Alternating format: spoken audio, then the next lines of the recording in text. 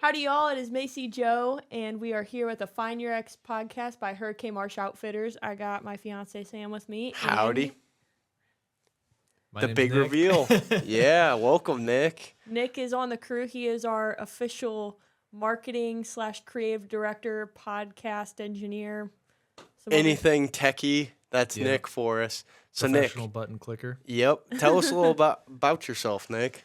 Well, I am the marketing and creative director, so anything from ads to content creation, TikToks, YouTube videos, podcasts now. Add podcast engineer to the list. Yeah, It's oh yeah. literally anything that involves photography, videography, or audio, I do. So Or the fun stuff. The fun stuff that you guys get to see. yeah. Yeah, like if you guys follow us on TikTok and you saw the look at all them chickens goose meme with the pretty sweet audio and the geese dropping everything, that was Nick behind it. So Yep. Yeah, everything you see that you're going to be like, wow, they're on fire lately. That's going to be Nick behind the camera getting it all done. So Yeah, you can thank my wife for that one. I was filming geese, like it was mid duck season, and there was a huge flock of geese over our house. We were getting 7 brew, and I'm filming it, sending it to my friend, and she goes right in the passenger side. She's like, "Look at all those chickens." It absolutely ruins my video, but it ended up being a gold mine. So yeah, it worked out. yeah, we'll maybe have to release that authentic video someday and let everybody Absolutely. know. So Nick, are you Missouri born and raised like the rest of the crew? Where are you from? No, actually, I was born in Germany. Not military or anything. My dad's just full on German. My wife is, it's not my wife. My mom is American, and ended up having me over in Germany, and then they moved back to the U.S. and they moved to Colorado. So we moved to the U.S. when I was like 3. That's why I don't really have an accent. But then grew up in Colorado till I was 18, and then ended up in Missouri. You might not have the accent, but you got the name. Say it how you Yeah. said Nikolaus Opel. Nikolaus Opel. How does it sound when you get in trouble? Oh, it's not Very pretty. German. Yeah, So it's that's very Italian. German. Is kind of like the scenery of like Germany, is it kind of like similar to Colorado, like the mountains and everything? So, yeah, southern Germany.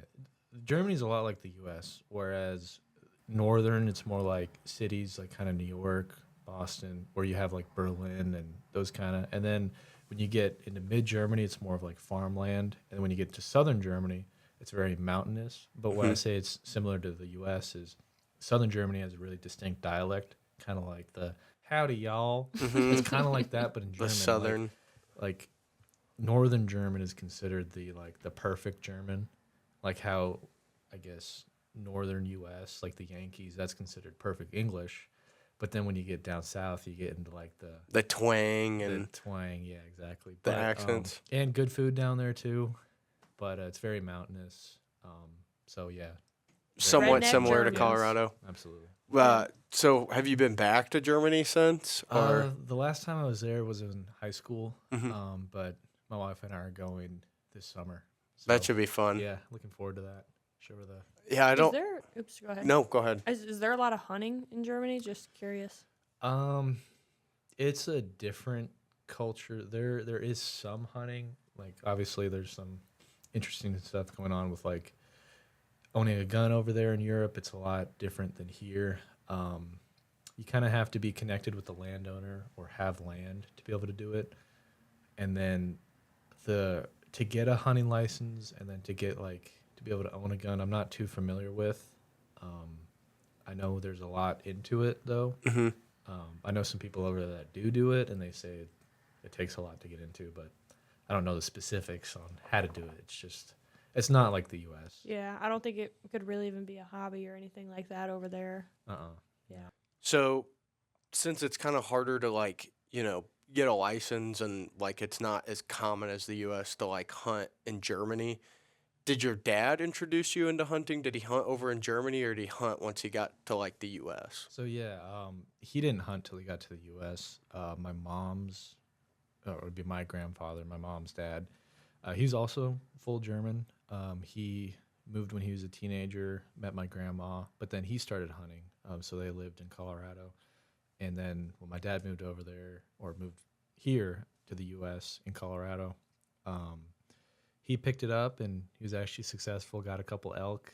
That's crazy. Yeah, it was By cool. himself or? Yeah, just by himself. And they were kind of more chance encounters, like walking through the woods with a rifle. But I mean, That's got it done, crazy. so. Yeah, that is crazy. Yeah. Is that the first thing he hunted was elk, Yep. or that's crazy? Your first thing you hunt is elk, and he's successful at it. Yeah. I Could feel he like s- that's Could he speak English or like just curious like how he kind of figured it all out? Oh yeah, I mean out there they learn English as a kid and all that. And Oh, that's that's how he was able to translate yeah, easily. like, riz up my mom. Yeah.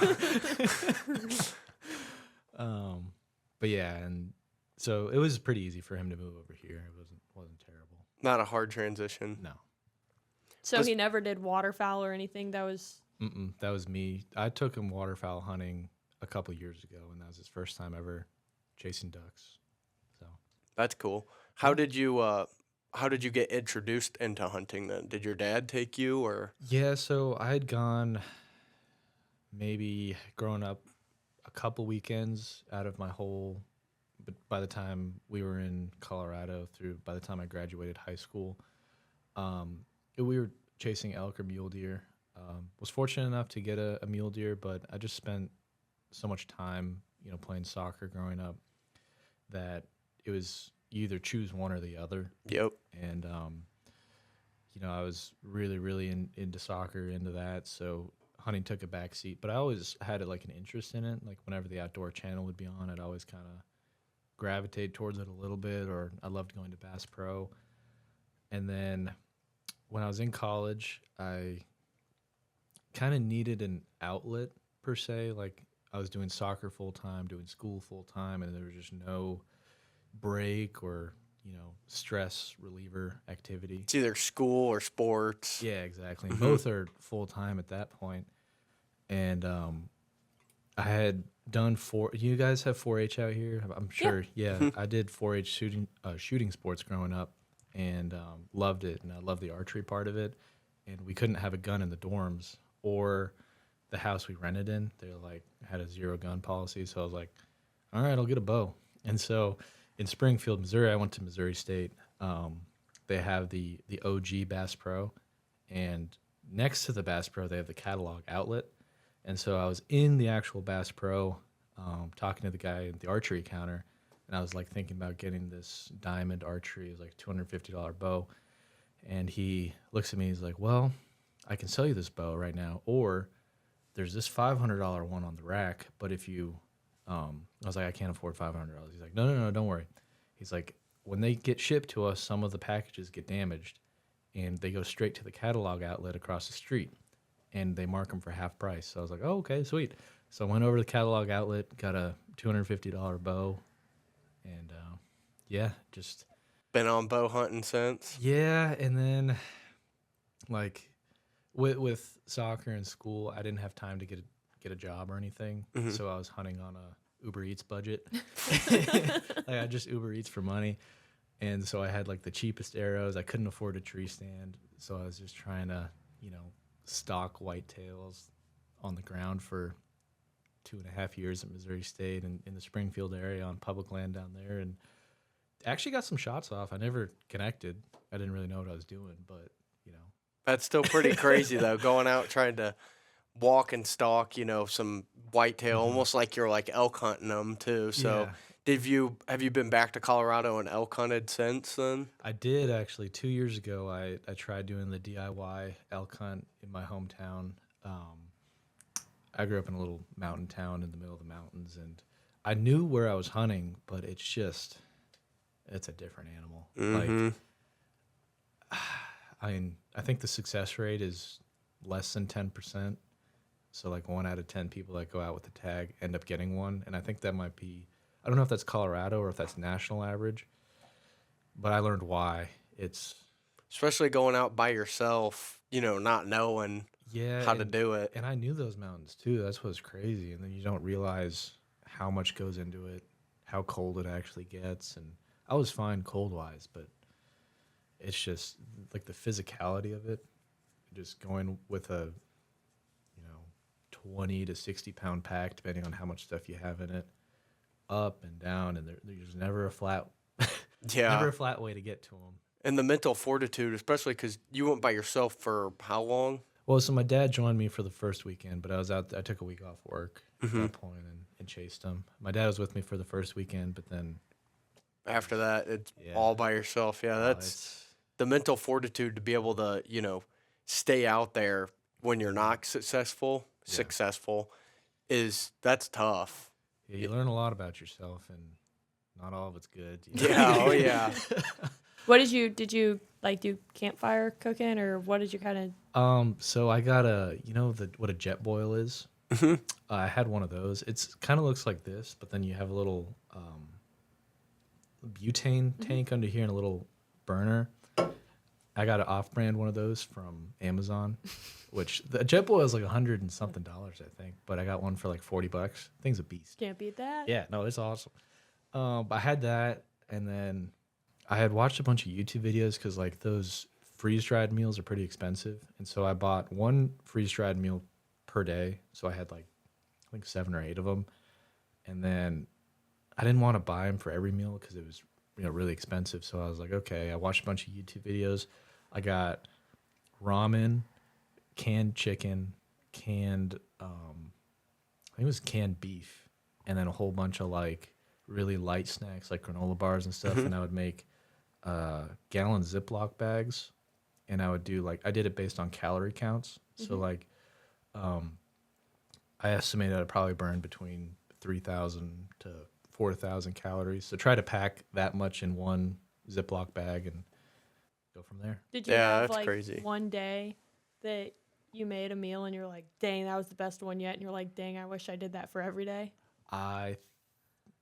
Yes. I'm trying to remember. I think it was the bolognese. Well, the problem is the freeze dried stuff tastes so good because I got the I think it's Peaks Mm-hmm. or whatever that company is, and I think it was a spaghetti bolognese or something like that, beef stroganoff. That was like, oh, I wish I could have this, and then I had to fight through a nasty breakfast and a nasty lunch with. Keep the good stuff for dinner. Yeah. That'd be the yeah. hardest part for me. Sam and I are such foodies, and if we have one good meal, we're the kind of person like just go to the same restaurant. If it's not broke, don't fix it. And I'd be Yeah. struggling like, dang, I should have done that for Monday, Tuesday, Wednesday, and Thursday. Yeah. Ended up not being successful on that hunt, but I ended up finding 2 deadheads. Got one of them in my garage. My dad kept the other one. But learned a lot. How'd you carry the deadheads out? Just both hands, or? No, so I was on my pack. I strapped up the those pictures when you see people like carrying a kill out or something, kind of like that, where you have it upside down. They're heavy. Yeah, I was gonna say 2 of them strapping it. I bet that was tough getting it on your pack together. Yeah, it was a lot. Thankfully, I had my dad. He helped out with that, but it was a lot. So But that was kind of whenever you spotted the deadheads, were you kind of like up in any terrain where you had to get to them, or you kind of just stumble across them where it was like, oh? the first one we were at, I think 9. So our camp, we were camping at about, I think 7,500 feet. I found the deadhead at 9,000 feet, and so I had to carry it. Luckily, I found it up there, not down, and so I had to carry it down. But it's like every step you take down, it just like eats into your shoulders. Oh yeah, I bet. The other one I actually found like near the road, which was cool. It was like in a creek. It was actually like in a creek. I guess the bull died either in winter or ended up dying in the creek. Because sometimes when they die in winter, they can like land on top of the ice and stuff. Fall through during the spring. Yeah, something like that. But that one was luckily right next to the road, so Yeah, that made it Got easy. lucky with that Very one. nice. Yeah, that's pretty cool. So what are you most excited about bringing, your talent and your skill and experience and everything to, Hurricane Marsh? Well, I just love that I can blend, the couple things I love, like photography, videography, like that creative aspect with, my passion for hunting and fishing. So being able to kind of marry those two and, make projects that I'm proud of and that look cool and other people enjoy is, dream come true. So Oh yeah. super excited. Yep. And we got a big turkey tour coming up, so filming all those turkey hunts and goose hunts and everything. That's Yeah, you're gonna have to show me how that's done. That's all her right there. I just shoot the gun. I'm no pro at it. I've done my own DIY. The only turkey hunt that I ever turned into an actual video was Our all first filmed one. on my iPhone. Mm-hmm. But I've filmed stuff here and there, and it's filming turkeys I get just as much enjoyment, if not sometimes more, getting the actual like whole story captured on film than getting to shoot it with a shotgun, because it's so hard. I mean, you came out and you filmed some goose hunts with us, and lining up your bead whenever you pop on the hole on a gun, but trying to mess with the cameras and buttons, and the camera you're working has way more buttons than anything I've ever worked, but you did a good job at it. So I appreciate that. it's are you excited to film turkeys or nervous, or what's your? I'm excited. I've never been in the vicinity of a turkey being shot. I've hunted them, like when I got my bow at Missouri State, I got it fall of 2019. And so then COVID hit right, I think it was like February or March, COVID hit of 2020. And then so I was just there with my bow with no experience, nothing to do, but it was turkey season. And school was out, soccer was out. So I was like, all right, I'll chase turkeys. Why not? And I chased them every day with a bow, with no experience, like he's like ticks all over, just doing everything wrong. I think I had one of those cheap fold up foam decoys from Walmart that you can like roll into a ball or something like that. I don't think I was gonna say, I don't think I've ever seen one of those. If you go to like Walmart, some Walmarts, I think they probably still have them during turkey season. They've got like the cheapest of the cheap decoys. It's like, I don't even know what kind of foam it is, but it's like malleable foam, and you can roll it up and stick it in your backpack. And so I would roll it up, put it in my backpack, and I had like my school backpack that I would take out. I'd open it, and the head would be facing this way, and the tail would be facing that way as well. It was just like a big U of a turkey. Did they ever come into that decoy? No. No. I was going to say, I don't know if that would be a successful decoy, but I guess it's better than nothing, Then I found out about turkey calling, and I was there. I had a cheap slate call, too, just pissing off every hunter in the woods. That's awesome. No better place to do it than Springfield, that's for sure. Yeah, exactly. Yeah, they have a lot of public land down there. They do. They actually wanted to take a trip down there. It'd be cool. There's some good deer areas, some good turkey areas. Definitely not saying it on this podcast, though. I still want to go back there. We aren't going to show you our Onyx, all our pings and everything. But speaking of turkeys, we're going to kick it off. Right before turkey season, we had NWTF.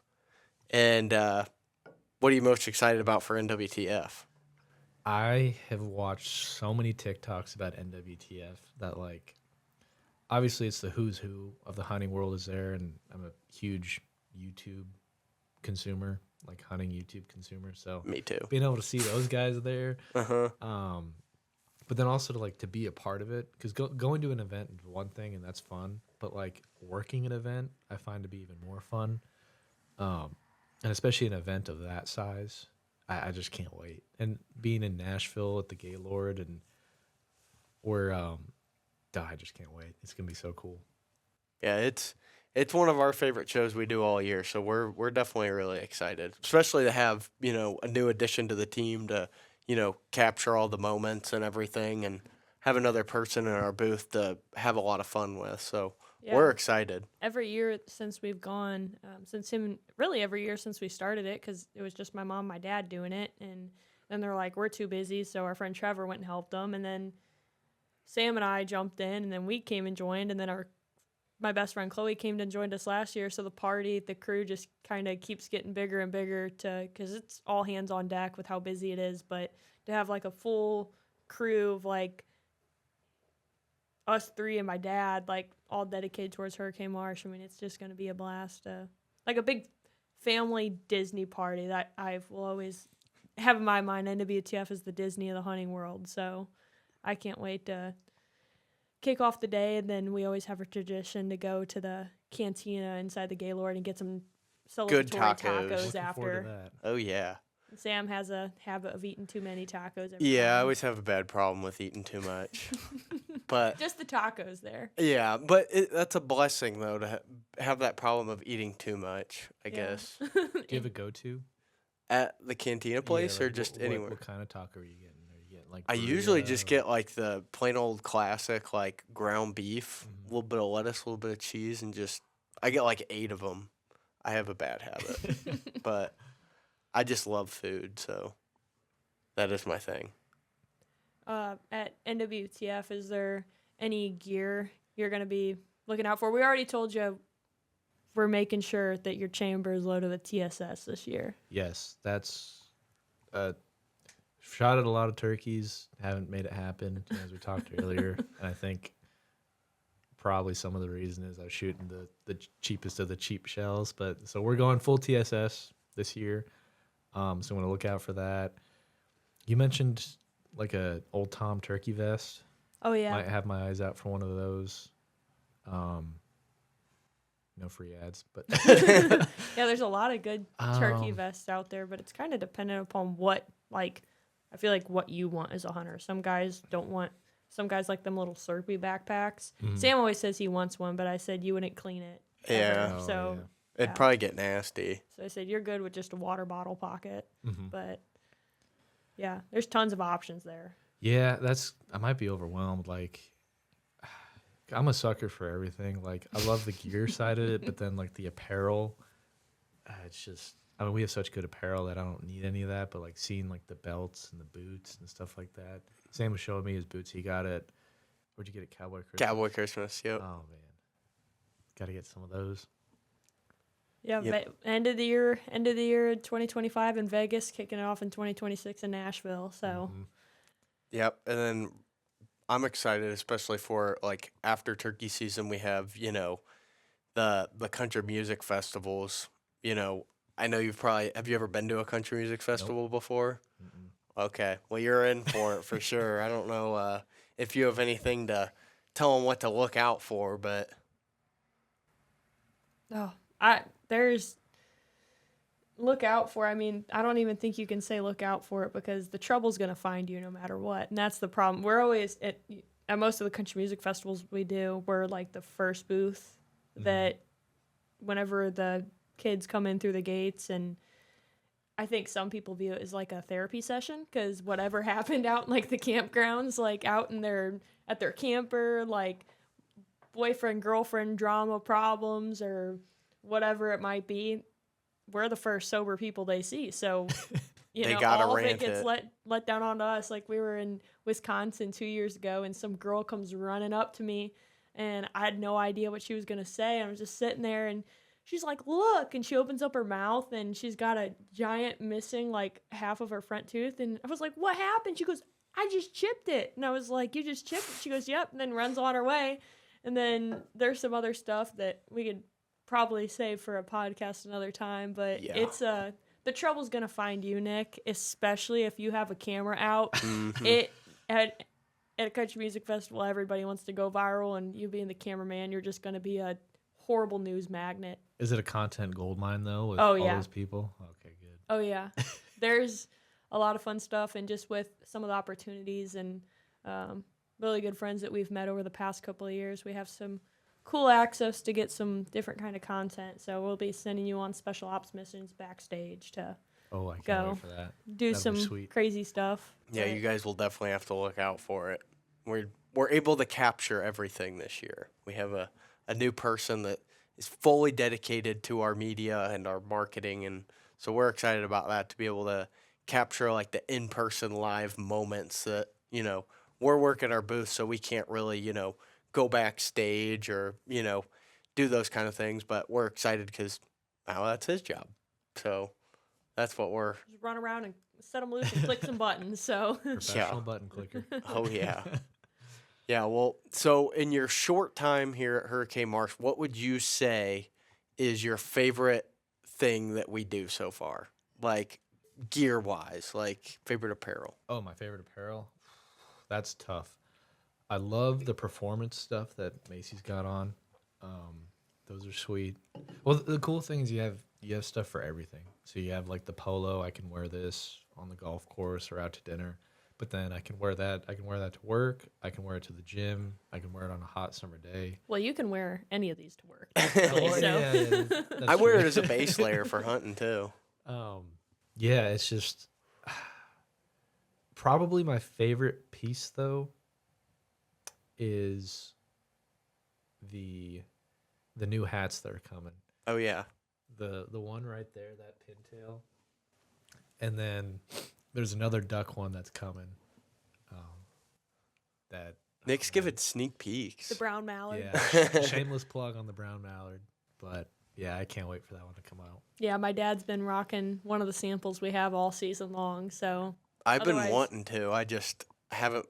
We get in like a couple samples, and we have to keep them for our shows or for pictures and stuff. So I'm bad at dirtying hats up, so I'm not allowed to wear them, unfortunately. But you'll have one with your name on it as soon as the box is open. yeah, Don't anytime you we worry. anytime we get new stuff, it's like Christmas. Everybody's always like coming in. I open up the box, and we're all getting. Macie, here's a small. John, here's your size. I got mine. So it's always like Christmas when we get new stuff. So Are those samples going to be here for NWTF? Yeah, we should have. Maybe not all of them for NWTF, but we should have your favorite, the brown mallard Let's rope go. hat. So Stay tuned. yeah, that one should be here for NWTF, and then we'll have a ton of new shirts for NWTF for sure. And I don't know, hats just kind of trickle in. One thing, you've been with us since the beginning of January, but one thing you'll start to realize over the month is like sometimes stuff comes in that we don't even realize it comes in earlier, it comes in later, and there's like oh, I forgot about that one. yeah. So we will have some other new turkey hats that we haven't even seen yet. My dad was working on and getting them sent through real quick to make sure that everything was finalized before NWTF. So yeah, there'll be a lot of new stuff and turkey gear, duck designs, I think turkey designs. I think at NWTF we'll have at least, since the last time we were there, we'll have over 20 new products since we were at NWTF last. More than that. Yeah, that's crazy to think about. And like in the span of a year since the last time we were there, our line has just like drastically like increased. But we haven't gotten any more booth space, so we're how we're gonna fit it all in there, I don't know, but we'll get it done somehow. So We'll make do. So right after NWTF, we'll have a couple shows, and Nick might be going on the road to a couple of those with some of those, which will be exciting. But what I'm really pumped for is we'll definitely hit up Missouri's turkey season. I know you said you're probably going to be bouncing around to with your brother-in-law or your cousin. Oh, I'm going up to Illinois for a few days. Well, if I get drawn, we'll see. I think I find out in a couple weeks. But yeah, hopefully my draw goes well. Usually there's enough tags, but hopefully I can slip up there for a weekend, and then I'll be following you guys around. So super pumped with that. When you've turkey hunted in Illinois before, or any turkey hunts that you've been on, is it like your standard run and gun style, or how have you been turkey hunting? It's almost always been over a decoy setup. We did do a couple running guns where we're like army crawling underneath trees to get to them, but it never worked out. With your bow? No, this was a okay. shotgun. This is years later after I finally got a shotgun. But it's always been over decoys, and then I've missed a couple, unfortunately. And We all have. they So were longer Yeah. shots. They were longer shots, but Unfortunately, I think I've missed 2 with my bow and 1 with my shotgun. So it happens. It's missing is just a part of hunting. Yeah. I mean, that's just the way it goes sometimes. yeah, I've missed 1 with my shotgun, and I know I've never met anybody that I actually believe that said they haven't missed 1. So yeah, but I think putting some TSS in that chamber will. Oh, yeah. hopefully. Yeah. Or even just to see you guys shoot one behind a camera. Like, I'm at the point now where I don't even think turkeys exist anymore. How close have you been to a turkey? You said you've never felt one drum before, because that's what No. I'm excited for you to feel. Never felt one drum, and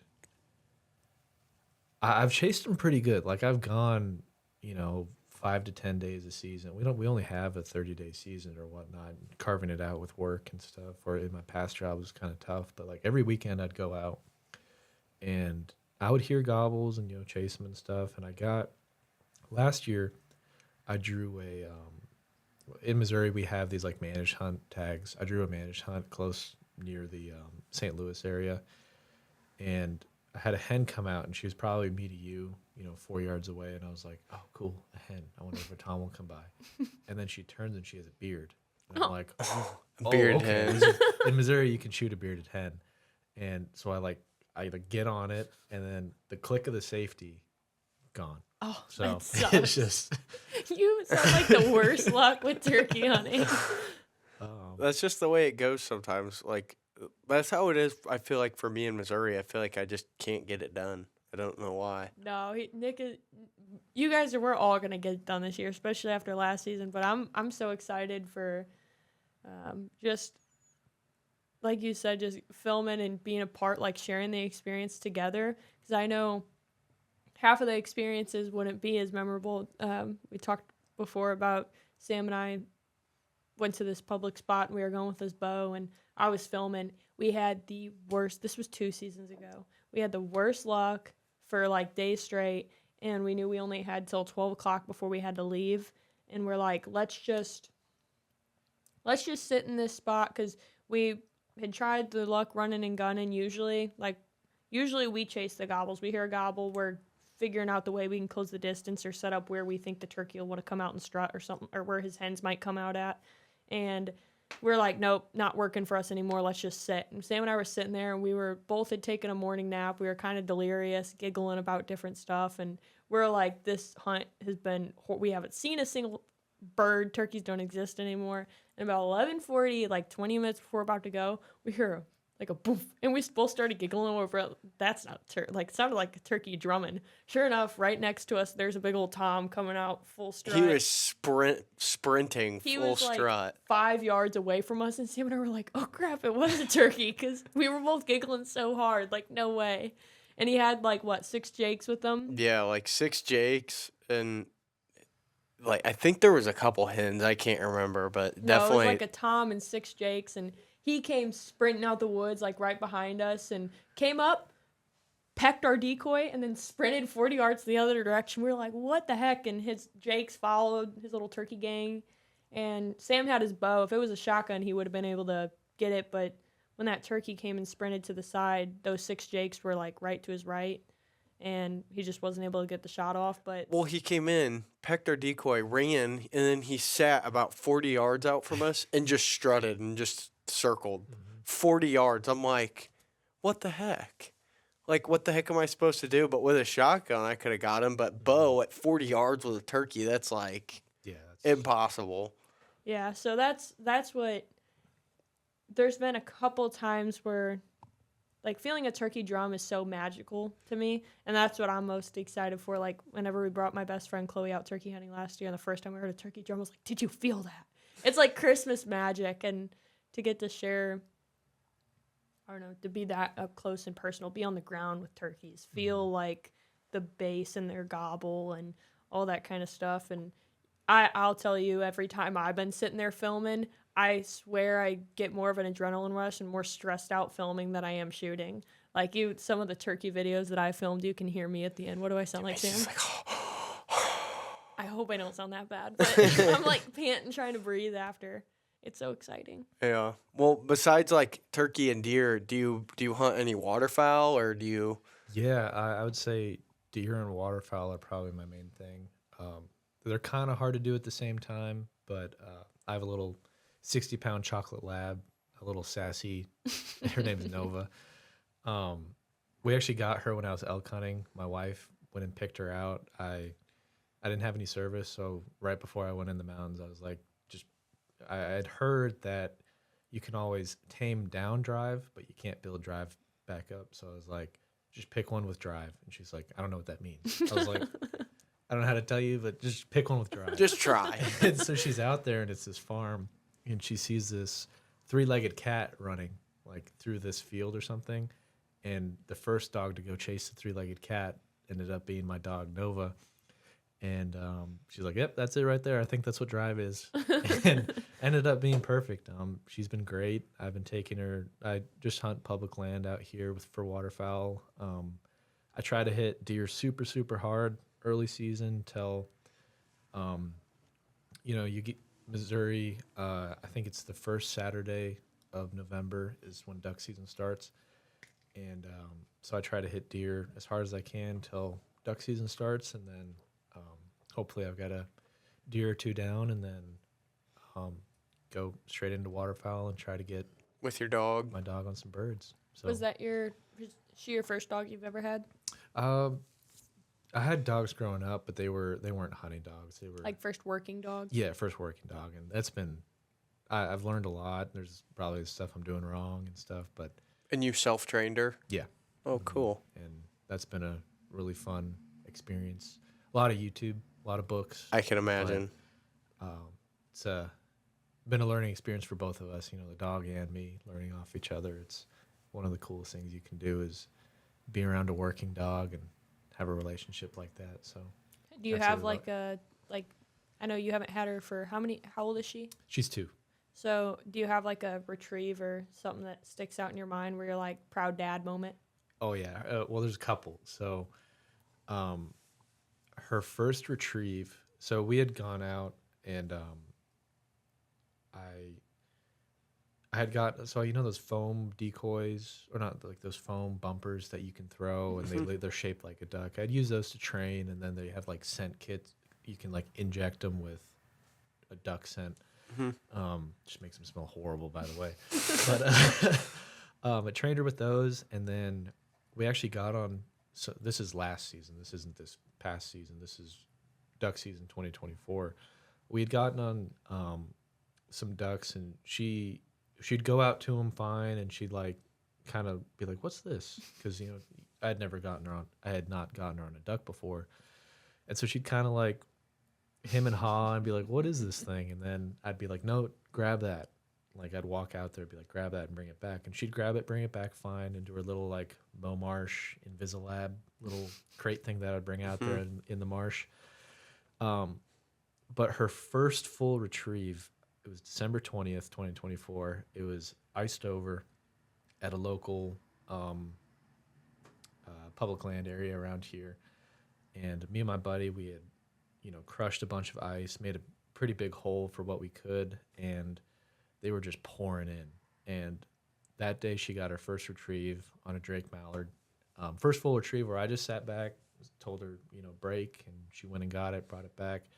So that was a super memorable one. And then 2 days later, so at the beginning of the season, I tell myself, like, if I shoot this, I'm going to mount it. And I told myself, like, growing up in Colorado, you never see any pintails, at least not in the mountains where I am. It's all green. It's all either like a green winged teal or a green head. And I was like, if I shoot a pintail, I'm mounting it, like no matter what. And sure enough, one of the first birds to come in does it super nice in the decoys, shoot it, and then Nova goes out, brings it back, and like she gets probably 10 yards from me, and I'm like, oh my gosh, is that a pintail? Like, no way. And then I start like shaking. I'm like, did I just shoot a pintail? And then my dog retrieved it. So that was like probably the pinnacle I've had so far with hunting with her, is that. And then this year's super tough year. I think it was a tough year across the board for everybody during duck season, particularly here in Missouri.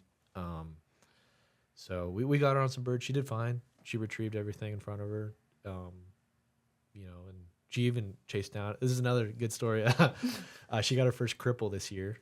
Oh boy. We had winged a ringneck. We were down at another public area down in southern Missouri on the Arkansas border.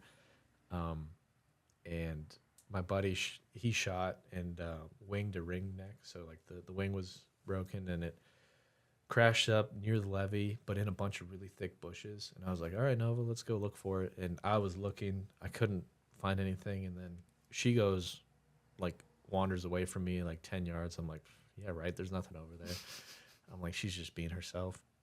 And then I like hear rumbling through the bushes and stuff, and I look over and I just see fur and bushes just start like shaking really like heavily.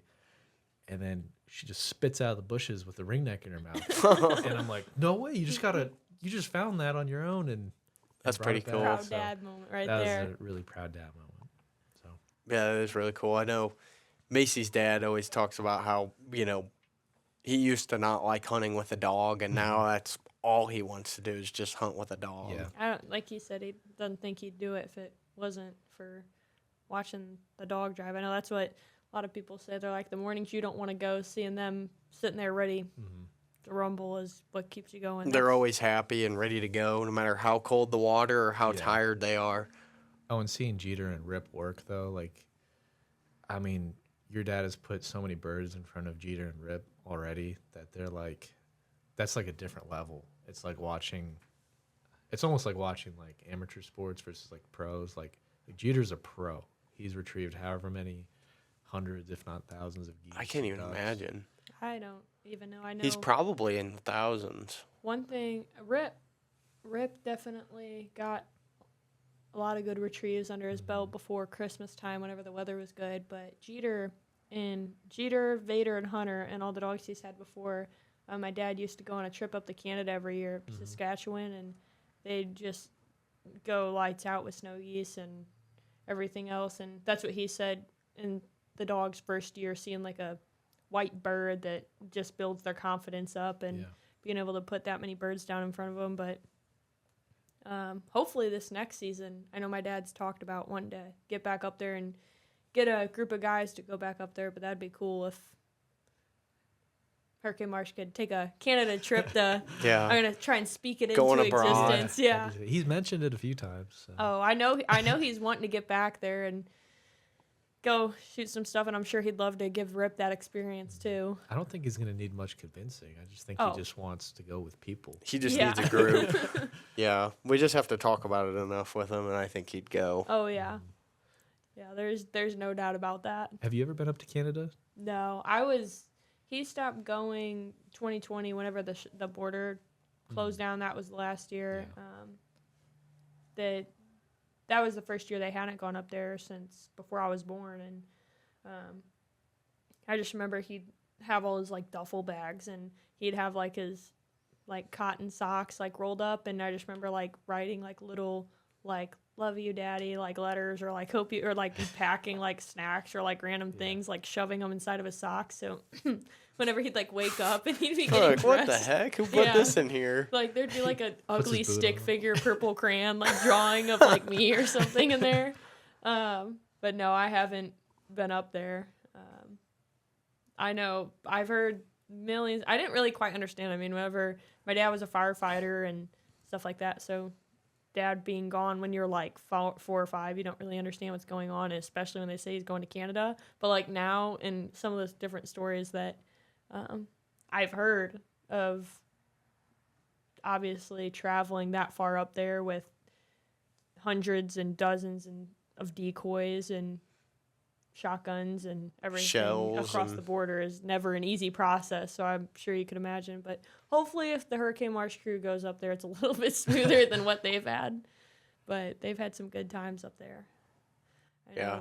I know I'd be game if he wants to go, I'd definitely go. Is there I know you'd be game too. Oh, yeah.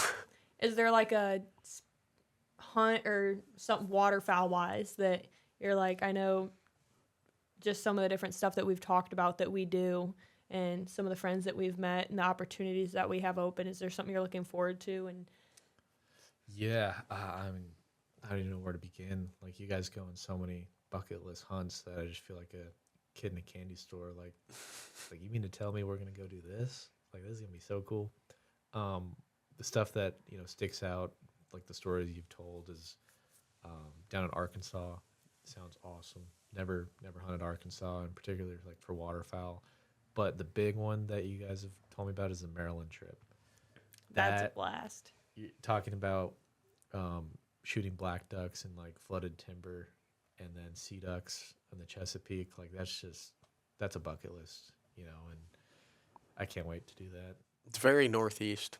The northeast culture of black ducks and sea ducks. Yeah, my first ever hunt was sea ducks, and it's a totally different game. It's tough, especially like they always say like bring plenty of shells because it's like when you're in those like little pumpkin seed boats Yeah. and you're going like this and the ducks flying straight in the waves and you lose them and you find them. So it's tough. Oh, I can imagine. That was your first hunt, right? First ever hunt was sea duck hunting.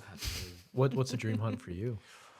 Probably an elk hunt of some sort, like maybe either in like New Mexico or somewhere with big elk. Yeah. I'd like to either get on like an elk or a mule deer or something big game. I really enjoy shooting with my bow, so something big game would be my dream hunt. What about you, Macie? Dream turkey hunt somewhere? Yeah, that's what it'd be Yeah, I about. was gonna say probably a turkey somewhere. Would it be like one of those like exotic species, like down in like Cancun area or You know, New Mexico. not like, I don't know. I think it's kind of always like, and I know I don't want this to sound like cliche, but it's always like the next adventure of where we go, even if like going back to the same farm and just having it work, like everything to come together for me is the dream. It's not always like a location, because I know we talked about for our honeymoon what we wanted to do is we were possibly talking about going to Hawaii and doing a turkey hunt, and we're like, let's, maybe that might work out, but just with as crazy as everything is and how busy we are at the time period with the business, we're like, maybe that might not work out just where everything is. But I don't know. I mean, it would be cool to go out west, but we did have, I think also what prevents me from saying that I would have a dream turkey hunt is because I would have answered out west, like Montana or something like that a couple of years ago, but we did, like, we got 17 yards from a mountain lion in Nebraska 2 years ago, and that kind of Sways you for freaks me wanting to out a go little anywhere bit. you got else. 17 yards from mountain lion? Yes, it was the craziest day, just because, like, the farm we go up to in Nebraska every year, the farm lady, she's always like, we do have mountain lions around here, and we're like, okay, the boy who cried wolf, she tells us that every year. And that year when we went up in 2024, she was like, just so you know, my husband did hear a mountain lion scream behind the house 2 miles or so. And we're like, okay, like, gotcha. And we just kind of went about our business. My dad got a turkey, Sam got a turkey, and we have a ton of ground we can hunt. It's about 4,000 square acres of land that we just have gotten access to over time. And so one end of the property towards the other end, it's almost like two different terrains up there. And the east side of the property is where we'd been hunting. And whenever it was my turn to get the tag, we're like, let's go on the other side. And it felt like we couldn't do anything wrong. We called in groups of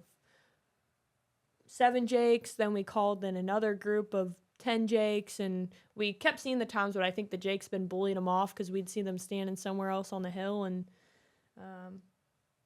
then the next morning we'd roosted some birds, and the next morning we thought, okay, we got him. We saw the tom in his tree. We set up the decoy 60 yards from the tree line. Whenever daylight strikes, he should come down and it should be storybook. I get my tag, and then we head home. Well, the bird stayed on the roost for about an hour and a half, hour 45 minutes, and then when he pitched down, he went the complete opposite direction. We're like, what the heck? Didn't hear a peep the entire rest of the day. It was just dead silent. Didn't even see a deer, didn't see a squirrel. And then the whole day was like that, and around time, about 7:30, whenever we knew the birds would come back to roost, we're like, the only shot we got to get a turkey is go sit in front of the bird's roost, kind of in between where we knew they went and where they'd have to come back if they go to the same tree. So we did just that, and about 15 minutes later, we hear a little hen chirping up the hill, and I'm sitting there, and we kind of were still getting set up, so my dad's like, oh, let's get set up real quick. So Sam's got a little itty-bitty tiny camcorder on a Gorilla Pod stick, and my dad... I felt real safe. Yeah, my dad just had nothing, and I had my shotgun, and Sam's 180 degrees around me on the tree because he had to get down so quick, and my dad's right to my right, and I'm sitting facing down this hill, and I'm thinking it's about to be game on in about like 60 seconds or so, and I hear my dad go, holy crap. Might have said something else. And I'm thinking, it's got to be an albino turkey. Like, the way my dad was so flabbergasted, like, it's got to be something crazy. And I'm thinking he's about to say, like, there's big old, like, albino tom coming up. And he goes, there's the mountain lion. Like, not there's a mountain lion, there's the mountain lion. And I'm like, oh my gosh, we're going to die. And I asked my dad, I'm like, where's he at? Where's he at? And he's not saying anything, and he's not moving. And he just has his head turned to his right. And I thought he's not talking because I thought the mountain lion was like slowly creeping up on us. And I'm like, we're just dead. And he doesn't say anything. And then I'm like scanning on the tree line. We're like 15 yards in from where the field edge was, and then I see mountain lion stand like right on the field edge, and and like a kitty cat's like got his shoulders like twisted up and his tail's flickering, his ears are doing that. Well, big kitty sitting right at the edge of the woods doing that, staring right at us. I'm like, we are so duped. And I told my dad I saw him, and he was asking where he was, and I didn't know what to do. And then the mountain lion ended up going circling in front of us in the woods, and so Hen was still chirping.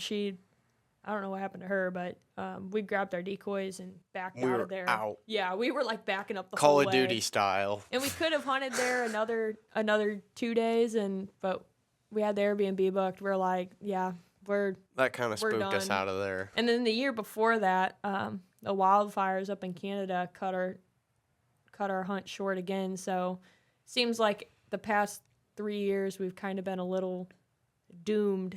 For me, filling my turkey tag at least. It's always me, the last one to fill a tag, and some weird wildfire or mountain lion or something happens. So this year, maybe it'll be our luck charm, and we won't have anything crazy happen. But yeah, that's.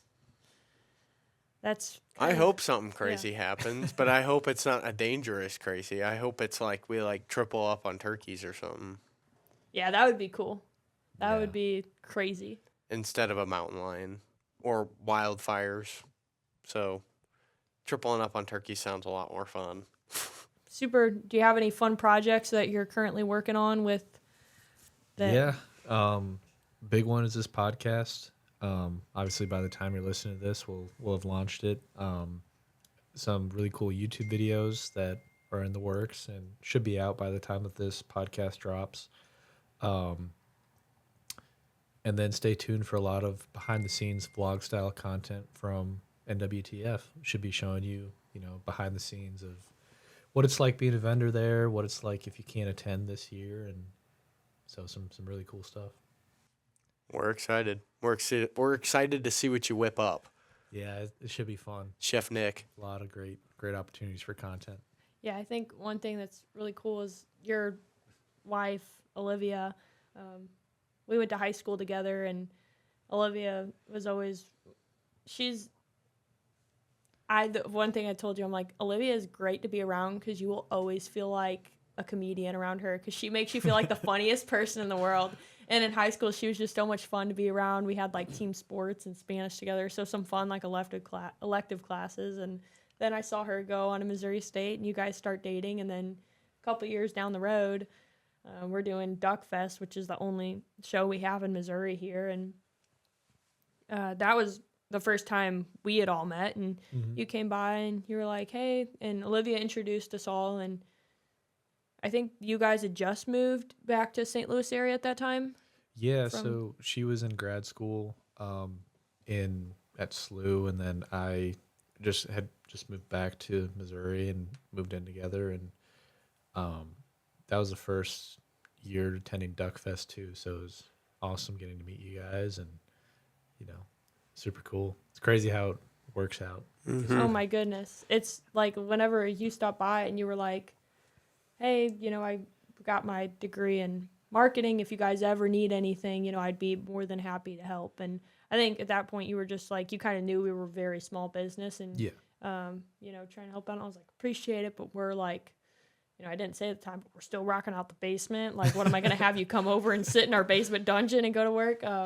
But it was kind of full circle moment to have everything come together, and couldn't be more excited to have the team coming along like this because it's been a fun couple of days and it's going to be a fun year. So yeah, my wife would, like, when I was working other jobs and stuff like that, she'd be like, what would be a dream job for you?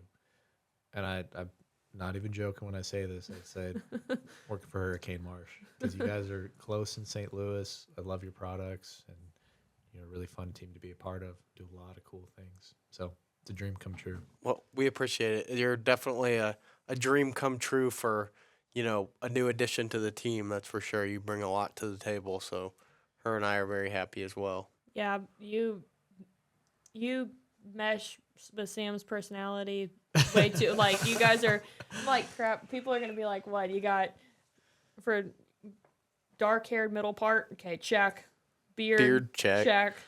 I Okay, think that's second pretty. day on the job, we twinned Yeah, with the Yeah. shirt and the hoodie. then you Yep. guys did it again. Like, pretty much 2 out of the 3 days whenever we were hunting, you guys wore the same hoodie with the same undershirt. So, yeah, Good taste.